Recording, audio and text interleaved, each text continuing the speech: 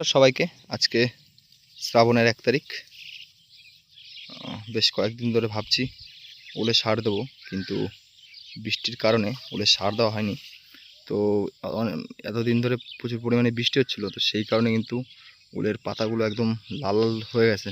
আর এটা মূলত বিচল, হয়তো ক্যামেরা একটু একটু সবুজ বেশি লাগছে, কিন্তু মূলত সামনাসামনি দেখলে মূলত একটু লাল লাল হয়ে গেছে গাছগুলো। আর আজকে মূলত আমরা যে সারটা দেবো, তো ওই দিক থেকে দেখে কিন্তু মূলত একটু লাল লাল মনে হচ্ছে। আর আজকে মূলত আমরা যে সার দেবো, এতে মূলত ফসফেট আর পটাশ আছে। আর অন্য কোনো সার কিন্তু দিচ্ছি না, মূলত পটাশ দেবো বলে এনেছিলাম। পটাশের মেন কাজ যদি আপনাদের বলি, সেটা মূলত এই গাছের যে লাল লাল হয়ে গেছে এই জিনিসটাকে মূলত তার মানে আবার সবুজ করবে, অর্থাৎ গাছের মোটামুটি যৌবন আবার ফিরিয়ে দেবে। আর এটা বীজল, এখনও প্রায় মাস ২-৩ রাখতে হবে, তারপরে মূলত শীতের শুরুতে লাগাবো। তো এখন সারগুলো মিশিয়ে দিই।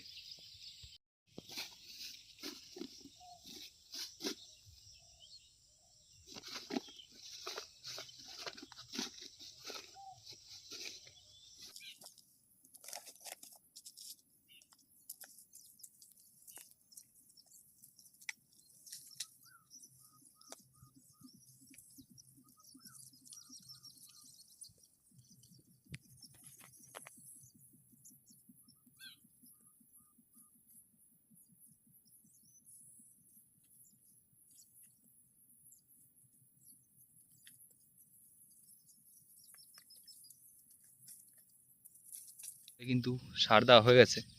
আর ভিতরে ভিডিও করিনি এই কারণে, মূলত এই দেখো এই সেট থেকে কিন্তু সার দেওয়া হয়ে গেছে, দেখতে পাচ্ছ সব ভিতরে। আর ভিতরে মূলত ভিডিও করিনি, ভিতরে ঘন্টা ২-১ আগে মূলত বৃষ্টি হয়েছে, সেই কারণে কিন্তু আমার প্যান্ট কিন্তু সব ভিজে গেছে। আর এই যে মূলত সাইড থেকে দেখতে পাচ্ছ সার দিয়েছি। অনেকে বলতে পারো যে সারের পরিমাণ এত অল্প কেন, তো আমি ১৫ দিন অন্তর অন্তর কিন্তু সার দিয়ে থাকি। আর আজকে মূলত ১০ কিলো ফসফেট আর ৫ কিলো কিন্তু পটাশ দিয়েছি। আর পটাশের মূলত যে কাজটা সেটা হলো, দেখবেন কি অনেক লতা জাতীয় ফসল মূলত সরু সরু সরু সরু, সেসব ফসলের গোড়ায় যদি পটাশ যদি দেওয়া হয়, তো মূলত সেই গাছগুলোকে মোটা এবং পাতাগুলো চওড়া চওড়া কালো করে তোলে। তো মূলত সেটাই কাজ। আর এটা বীচল, আর পুরোটাই বীচল।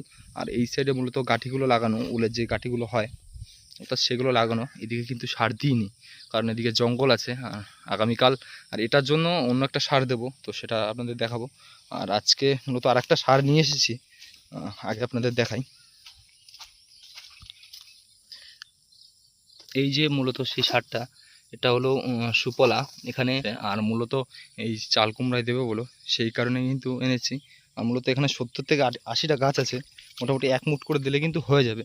আর এদিকটা যদি একটু ভালো করে দেখো, তাহলে কিন্তু দেখতে পাবে মাচাটা কিন্তু ভেঙে গেছে। এই মাচা ভাঙার একটা কারণ মূলত এই মাচায় আগে এই মানে মূলত চাল কুমড়ার আগে শশা ছিল আর পুরনো খুঁটি ছিল, তো কিন্তু সেই কারণে কিন্তু খুঁটিগুলো কিন্তু ভেঙে গেছে। যদি দেখাই তোমাদের, এই দেখো মূলত এই খুঁটিগুলো ভেঙে গেছে, ওই সাইডটা থেকে একটু বেশি ভেঙেছে। আর মূলত এই দুটো মাচায় খুঁটিগুলো একটু ঠিক আছে।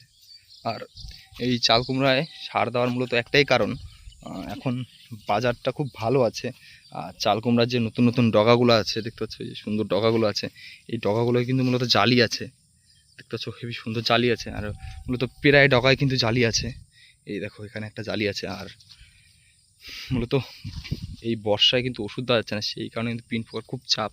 আর দেখতে পাচ্ছ এই যে একটা জালি, এরকম কিন্তু অনেক জালি আছে, যদি দেখাই তোমাদের, এই দেখো এই একটা জালি। মূলত এই ডগাগুলোই নতুন যে ডগাগুলো আছে, গাছ তো একটু লাল হয়ে গেছে, আর কিন্তু মূলত যেই ডগাগুলো আছে সেই ডগাগুলো কিন্তু জালি আছে। আর এদিকে যদি দেখো এই চাল কুমড়ো, আর তলায় কিন্তু সেরকম কিছু নেই। এখন নতুন যে জালিগুলো আসছে, মূলত বাজার ভালো। আর এটাই কিন্তু বাস্তবতা, মানুষ কিন্তু সবসময় ভালোটা দেখায়, খারাপটা দেখায় না।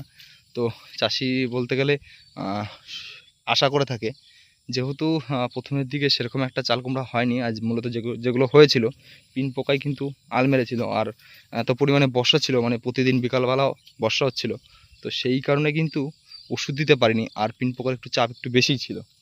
তো সেরকমভাবে কিন্তু চাল কুমড়ায় যেরকমভাবে মূলত জালি এসেছিলো সেরকমভাবে দাঁড়ায়নি বা নষ্ট হয়ে গেছে, পিন পোকা আওলেছে।